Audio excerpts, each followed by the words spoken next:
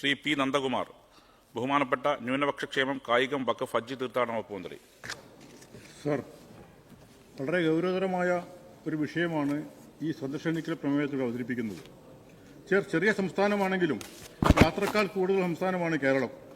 മറ്റ് പല ഡിവിഷനുകളുമായി താരതമ്യം ചെയ്യുമ്പോൾ വരുമാനത്തിന്റെ കാര്യത്തിൽ മുന്നിട്ട് നിൽക്കുന്ന സംസ്ഥാനമാണ് കേരളവും കേരളത്തിലെ ഡിവിഷനുകളും. എന്നാൽ യാത്രക്കാരുടെ ദുരിതം അനുഭവിക്കുന്ന ഏറ്റവും പ്രധാനപ്പെട്ട സംസ്ഥാനവും കേരളം തന്നെയാണ്. തിരുവനന്തപുരം ഡിവിഷനിൽ കഴിഞ്ഞ വർഷം വരുമാനം 2156 കോടിയും പാലക്കാട് 1576 കോടിയുമാണ്. രണ്ട് ഡിവിഷനിലും കൂടി കഴിഞ്ഞ വർഷത്തെ വർധനവ് 224 കോടി രൂപയാണ്. സദേൺ റെയിൽവേയിലെ ഏറ്റവും വരുമാനമുള്ള 25 സ്റ്റേഷനുകളിൽ 11 കേരളത്തിലാണ്. വടക്കേ മലബാറിൽ നിന്നും തിരുവനന്തപുരത്തേക്ക് എത്തിച്ചേരാൻ സാധാരണക്കാർക്ക്, ക്യാൻസർ രോഗികൾക്കും ടിക്കറ്റ് പലപ്പോഴും ലഭിക്കാറില്ല. MLA-മാർക്ക് പോലും അർഹതപ്പെട്ട രീതിയിൽ ടിക്കറ്റ് ലഭിക്കാത്ത അവസ്ഥയുണ്ടായിട്ടുണ്ട്. ഷൊർണൂരിൽ നിന്നും വൈകിട്ട് 4 മണിക്ക് ശേഷം വടക്കോട്ട് 4 മണിക്കൂർ കഴിഞ്ഞാണ് സാധാരണ യാത്രക്കാർക്ക് യാത്ര ചെയ്യാനുള്ള വണ്ടിയുള്ളത്. അതിനിടയ്ക്ക് വരുന്ന ഒരു വണ്ടി പല പ്രധാനപ്പെട്ട സ്റ്റേഷനിലും സ്റ്റോപ്പില്ല എന്നതാണ്. തിരുവനന്തപുരം റെയിൽവേ സ്റ്റേഷൻ വികസനം സ്വപ്നം മാത്രമായി കിടക്കുകയാണ്. 5 പ്ലാറ്റ്ഫോമുകൾ മാത്രമുള്ള തിരുവനന്തപുരത്ത് വണ്ടികൾ പലപ്പോഴും പ്രവേശിക്കാൻ കഴിയാതെ തൊട്ടടുത്ത സ്റ്റേഷനുകൾ പിടിച്ചിടുകയാണ്.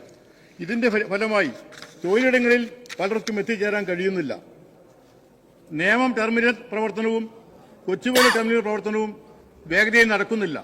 നാഗർകോവിൽ തിരുവനന്തപുരം ലൈൻ സിംഗിൾ ലൈനാണ്. വിഴിഞ്ഞം പോർട്ട് പൂർണ്ണതയിലേക്ക് വരുന്നതോടെ ചരക്ക് ഗതാഗതം വർദ്ധിക്കുന്നതിനാൽ ഗതാഗതക്കുരുക്ക് ഇനിയും വർദ്ധിക്കും. സർ, മറ്റൊരു പ്രധാനപ്പെട്ട സ്റ്റേഷനാണ് എറണാകുളം. ഏറ്റവും കൂടുതൽ ട്രെയിൻ കടന്നുപോകുന്ന ട്രാക്കാണ് എറണാകുളം. ഷൊർണൂർ എറണാകുളം 3ാം ട്രാക്ക് നിർമ്മാണം ഇപ്പോഴും സ്വപ്നം മാത്രമായി കിടക്കുന്നു. കൊച്ചിൻ ഹാർബർ ടെർമിനലും എറണാകുളം മാർഷലിംഗ് യാർഡും ഉപയോഗപ്പെടുത്തി വികസന സാധ്യത വർദ്ധിപ്പിക്കാൻ ശക്തമായ ഇടപെടലുകൾ വേണം. സർ, ഷൊർണൂർ 150ഓളം ഏക്കർ സ്ഥലം ഒഴിഞ്ഞു കിടക്കുകയാണ്. കോച്ചിംഗ് ടെർമിനലും ടെർമിനൽ ഓപ്പറേറ്റിംഗ് സെന്ററും വേണമെന്ന് നിരന്തരമായി ആവശ്യപ്പെട്ടതാണ്. ഇപ്പോഴും അതിനെ സംബന്ധിച്ചിടത്തോളം യാതൊരു ഇടപെടലും നടക്കുന്നില്ല. അടിസ്ഥാന സൗകര്യങ്ങളുടെ വികസനം ശക്തിപ്പെടുത്തിയാൽ മാത്രമേ യാത്രാ സൗകര്യം കൂടുതൽ മെച്ചപ്പെടുത്താൻ കഴിയുള്ളൂ. സർ, സാധാരണക്കാരന് യാത്രാ സൗകര്യം വർദ്ധിപ്പിക്കാൻ മെമു ട്രെയിനുകളുടെ എണ്ണം വർദ്ധിപ്പിക്കണം.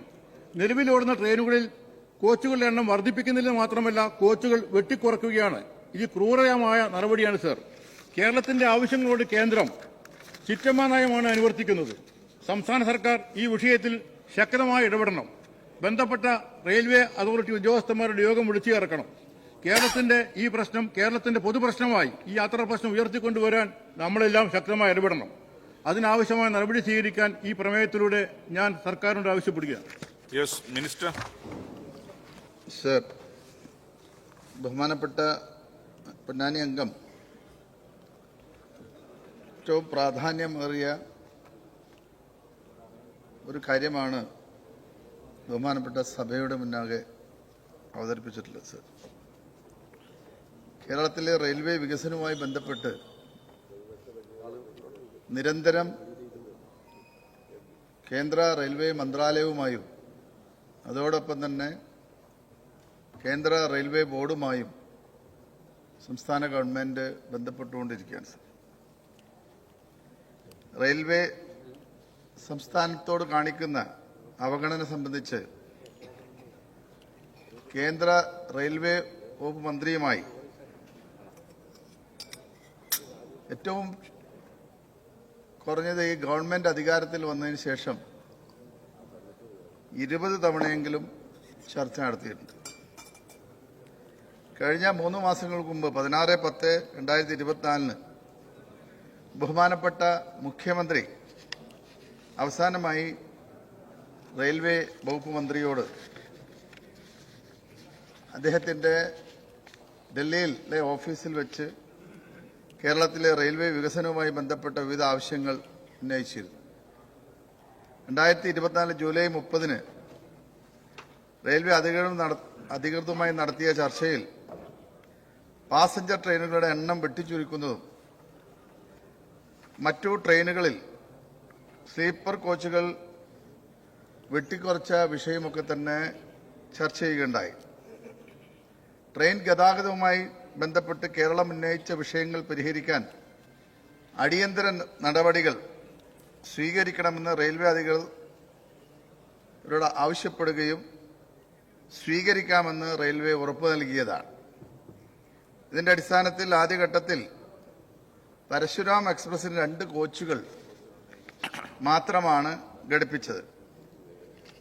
സർ, AC 3 ടയർ കമ്പാർട്ട്മെന്റുകളാണ് മിക്ക ട്രെയിനുകളിലും ഏറ്റവും കൂടുതൽ യാത്രക്കാർ ബുക്കിംഗ് സമയത്ത് ആവശ്യപ്പെടുന്നത് എന്നാണ് റെയിൽവേ സംസ്ഥാനത്തെ അറിയിച്ചിട്ടുള്ളത്. അതേസമയം ട്രെയിനിൽ ഉൾപ്പെടുത്താൻ കഴിയുന്ന പരമാവധി ബോഗികളുടെ എണ്ണം, റെയിൽവേ കാറുകളുടെ എണ്ണം, അതിൽ വർധനവ് വരുത്തുവാൻ സാധിക്കുകയില്ല എന്നാണ് റെയിൽവേ അറിയിച്ചിട്ടുള്ളത്. ഒരു ട്രെയിനിൽ അതിൽ ഉൾപ്പെടുത്താവുന്ന ബോഗികളുടെ എണ്ണം LHP ആണെങ്കിൽ 22 എണ്ണമാണ് സർ. അതിൽ 11 AC കോച്ചുകളാണ് നിലവിൽ ഉള്ളത്.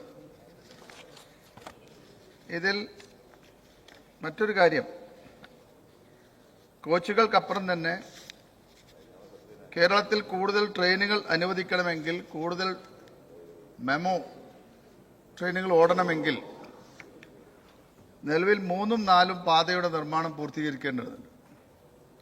ഇതുമായി ബന്ധപ്പെട്ടും ബഹുമാനപ്പെട്ട റെയിൽവേ വകുപ്പ് മന്ത്രിയുമായി ചർച്ച നടത്തിയതാണ്. കേരള സർക്കാരിന്റെ സ്വന്തം ചെലവിൽ ഈ ട്രാക്കുകൾ നിർമ്മിക്കാൻ കഴിയുമെങ്കിൽ വേഗത്തിൽ നിർമ്മിക്കാമെന്നുള്ള ഒരു ഉപദേശമാണ് റെയിൽവേ നൽകിയത്. പക്ഷെ കേരളത്തെ സംബന്ധിച്ചിടത്തോളം ഇത്തരം കാര്യങ്ങളിൽ റെയിൽവേയുടെ പ്രോപ്പർട്ടിയിൽ റെയിൽവേ ആണ് ട്രാക്ക് നിർമ്മിക്കേണ്ടത് എന്ന് തന്നെയാണ് നമ്മുടെ അഭിപ്രായം. ഇതോടൊപ്പം തന്നെ ശബരി പാതയുമായി ബന്ധപ്പെട്ട് കേരളത്തിൽ ഏറ്റവും അധികം തീർത്ഥാടകർ വന്നു പോകുന്ന ശബരിമലയിലേക്കുള്ള റെയിൽവേ ലൈനുമായി ബന്ധപ്പെട്ടുള്ള ചർച്ചകൾ നടന്നുകൊണ്ടിരിക്കുക സർ. നിരവധി തവണ ഇതുമായി ബന്ധപ്പെട്ട ചർച്ചകൾ നടന്നു.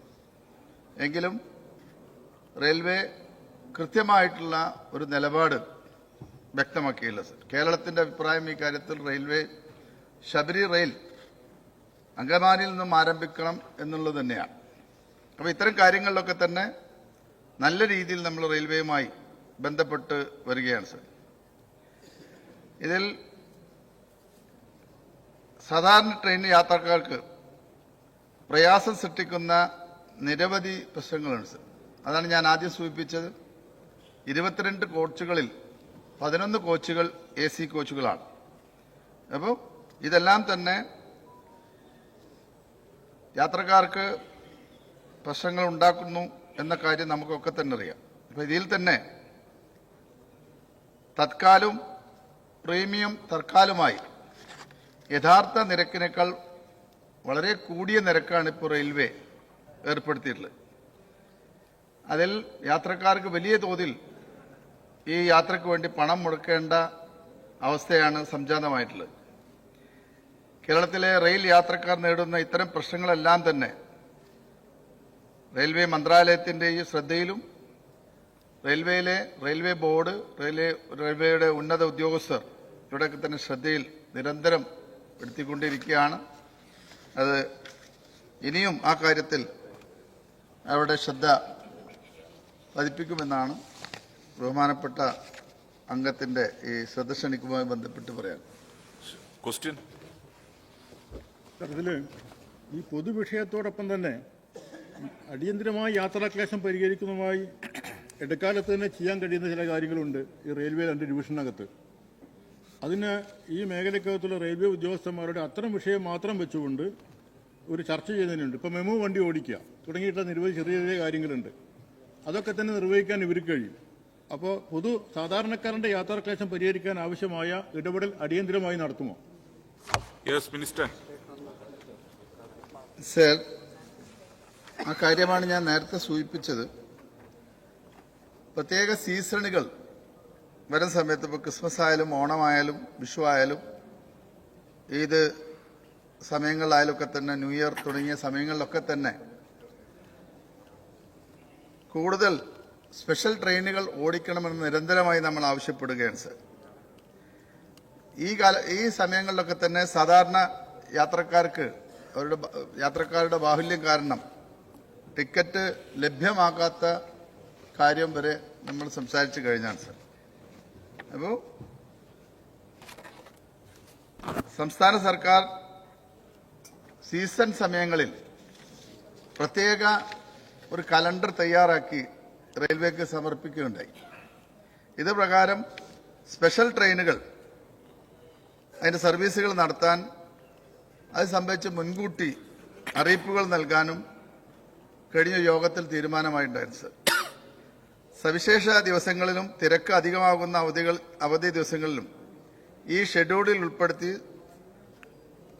27/7/2024 ആ ഒരു കലണ്ടർ റെയിൽവേക്ക് നൽകിയിട്ടുള്ളത്.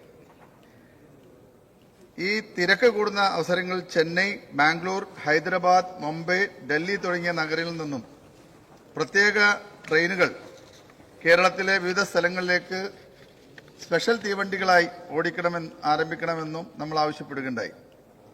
ഇതിന് റെയിൽവേ അധികാരിയിൽ നിന്നും അനുകൂലമായ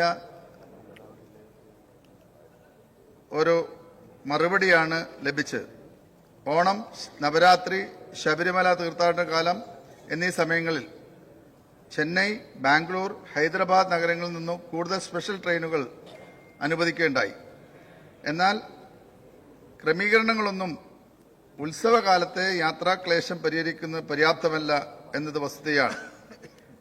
ഈ കാര്യത്തിലും സംസ്ഥാന സർക്കാർ ഇടപെടുന്നതാണെന്ന് ബഹുമാനപ്പെട്ട അംഗത്തെ അറിയിക്കുകയാണ്.